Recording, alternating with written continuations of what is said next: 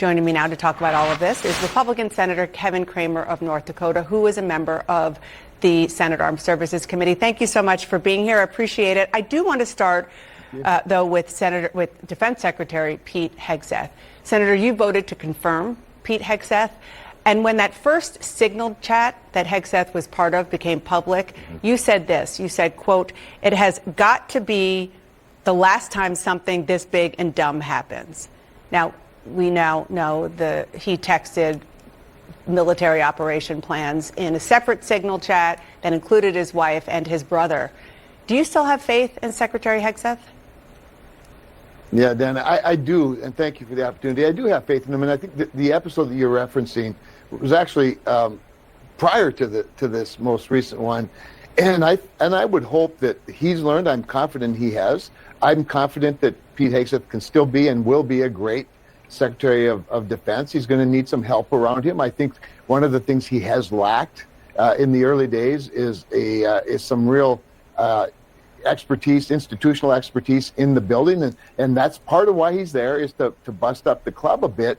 But I think the monster that is the Pentagon was a bigger monster perhaps than he even thought. So no, I think he's doing fine. I think he's going to be an excellent secretary. But we may need to put some help around him that's reliable, that's stable, and that's not so contrary to him being there.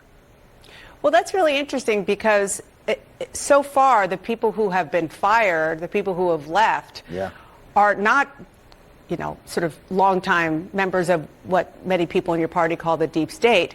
They're people who are card-carrying conservatives, and some of the people who were there, who were fired, have been longtime friends of his.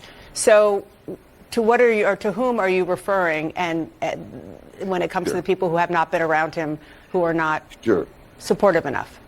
Yeah. So it's not just a matter of being supportive of him. It's the interagency rivalries that he's bumping up against. And it's some of those people that are good friends of his are also bumping up against. Now, to his credit, I think it's a real strength that he is willing to investigate and even fire close friends when they're suspected of doing things that are unsafe to our men and women in the military. So that's really, I think, demonstrates his commitment to the job and to his own priorities.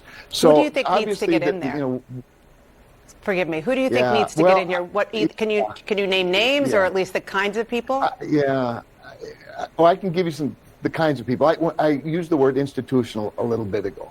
And I think it's important. You can, on the one hand, be a disruptor, and we like disruptors, and Pete Hegseth certainly is one.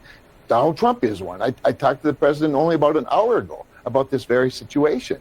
And I think, though, at the same time, when you're going into the belly of the beast, it doesn't hurt to have some of the beast's organisms on your side and to know how to, nothing else, just maneuver the place, to be able to navigate the landmines and some of the rich traditions, some of which serve us well and some of which have not served us well. So, I think there are some people, I certainly have some in mind that I think would be helpful to Pete, and I think we should not resist so quickly people who've been part of the establishment, if you will, for a long time. It takes a mix, and I think that's what you're going to see shake out ultimately in this entire administration.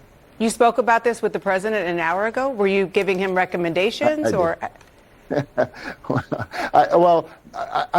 me put it this way. I started out by giving him my full support and suggesting my commitment to helping Pete Hegseth be the most successful Secretary of Defense in history, and that's what I want to do because I think he has that potential. I think that the warriors love him. I've talked to a number of them just in the last couple of days, in fact, who really like the mission, particularly the domestic mission and the border mission.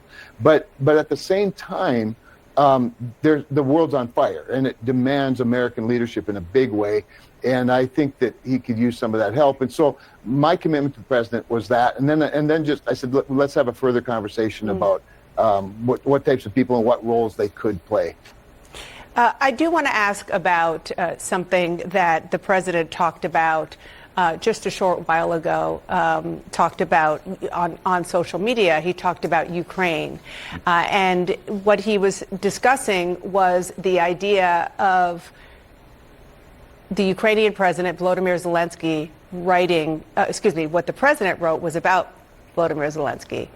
Here's what he said, quote, that Zelensky is harmful to the peace negotiations for Zelensky to say that Ukraine will not recognize the occupation of Crimea.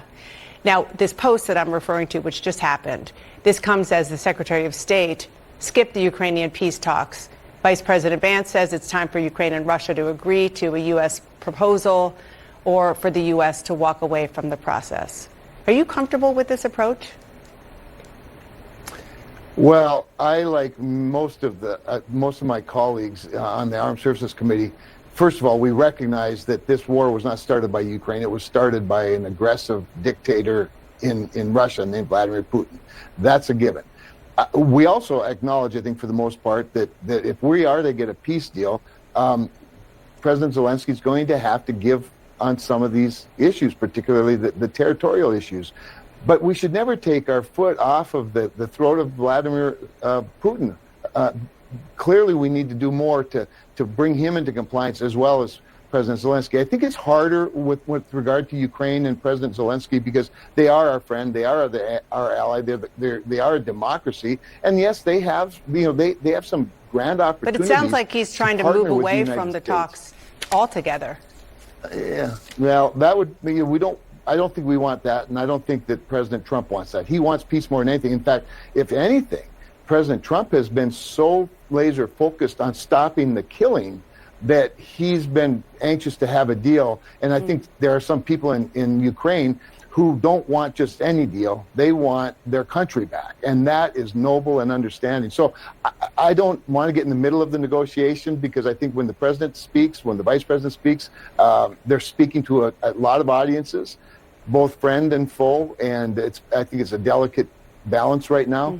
But I'm committed, like he is. And I think like President Zelensky and President Putin are, that ultimately to some peace that stops the killing. That's what we have to have on all sides.